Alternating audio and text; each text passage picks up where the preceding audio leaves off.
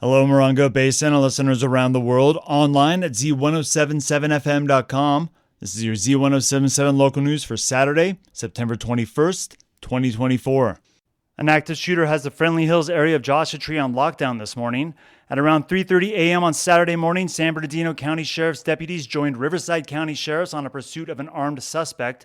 The Morongo Basin Sheriff's Station says that the suspect fled his vehicle in the 60,000 block of Mountain View Trail in Joshua Tree and fired several rounds from a gun. No law enforcement officers were injured. The suspect is still considered at large, and residents in the Friendly Hills neighborhood south of Alta Loma are being asked to stay inside with their doors and windows locked.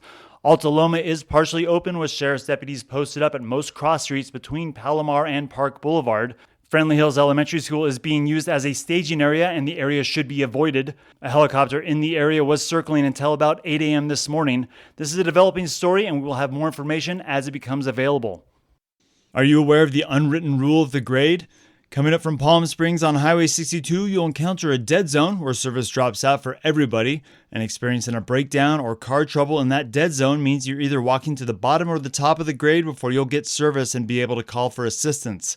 That's where that unwritten rule comes in. If you see someone on the side of the road in this dead zone, you could be their link to the emergency services the driver needs. Of course, the unwritten rule doesn't expect anyone to be unsafe, meaning if you don't feel comfortable pulling over and offering assistance, or it simply seems dangerous to do so, there are a couple of numbers you can keep in your phone that could be handy for you or anyone else experiencing issues coming up the hill. Caltrans is in charge of state highways and has a non-emergency line. That phone number is 707-441-5655. Don't worry, we'll have all of these on our website as well. The CHP also has a non-emergency line that's easier to remember, 1-800-TEL-CHP. Any issues that look like they could be an emergency or you're not sure who to contact, you should call 911 and the dispatch will be able to provide the correct response. Luckily, the grade is well traveled, and even at night, a strand of motorists could be passed by dozens of other cars. If you yourself ever find your car struggling as you come up or down the hill, pull over as far as you can to the side of the road and hit those hazard lights. Staying inside the car is safest, and if you have to get out of your car, pay close attention to the highway on your left and hug the guardrail as you walk to service. Cellular dead zones are becoming more rare as wireless signals permeate most places we live. And if you're wondering why there aren't those familiar yellow call boxes on the grade, it's because those rely on the same wireless signals that our phones do.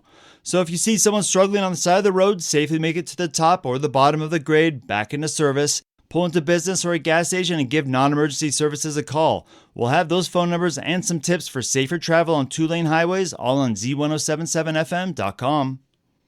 Yucca Valley's monthly art happening is happening again. The third Saturday Art Walk returns tonight and tomorrow. And for a closer look at the fun, here's art aficionado Jeff Harmetz. The Yucca Valley Art Walk features the many galleries of Yucca Valley opening their doors to the public, with many debuting new work or new shows. Compound YV kicks off their new gallery season with The Onion Fields, an exhibition of curated images shot over the span of 15 years by twin sisters Amber Malouf and Ashley Chavez from a much larger body of work. The collaborative photographers delve into the history of onion farming within their indigenous Mexican family who migrated from Chihuahua and Nuevo León to California. Goat Mountain Company debuts the anthropomorphic fantasy show featuring 2- and 3-dimensional artwork featuring animal-human hybrids. There will be an opening tonight from 5 p.m. to 9 p.m.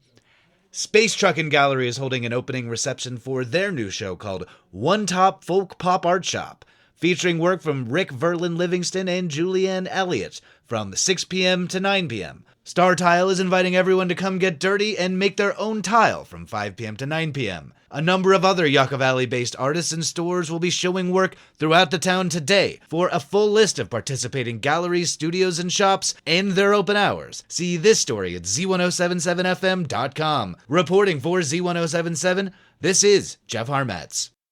The 29 Queer Film Festival continues this weekend at Theater 29.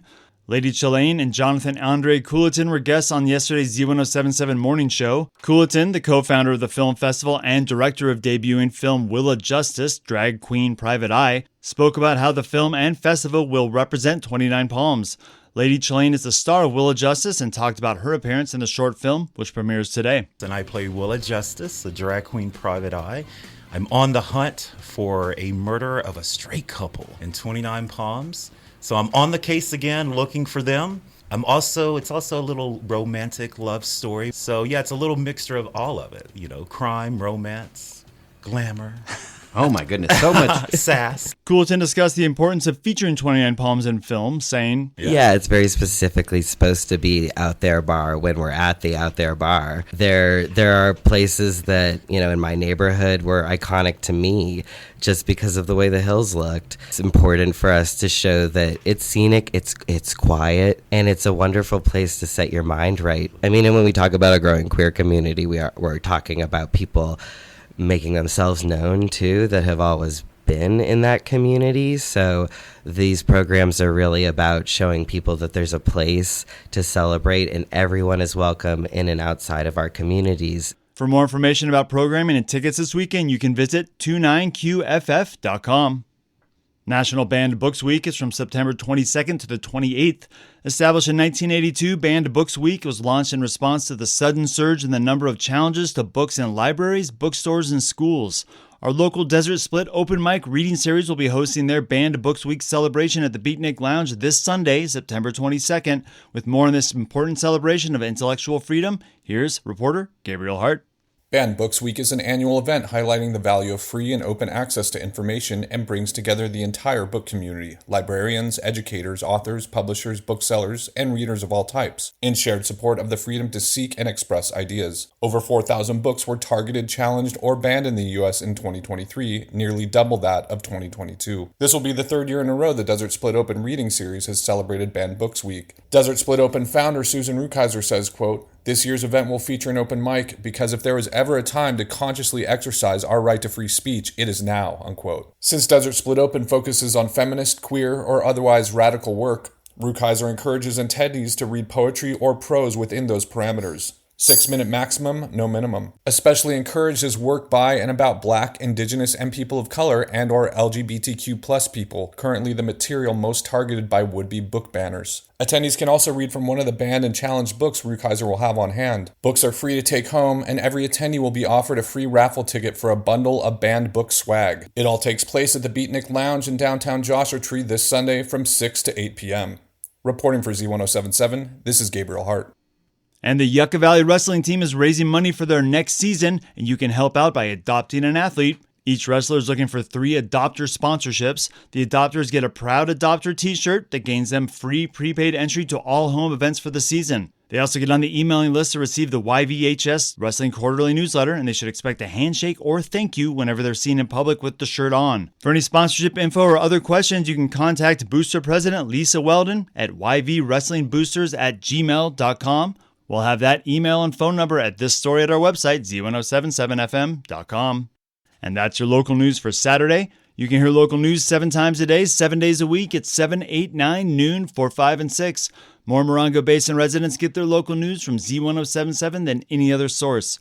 Reporting out of Joshua Tree, California, alongside the award-winning Z107.7 news team, I'm Robert Hayden.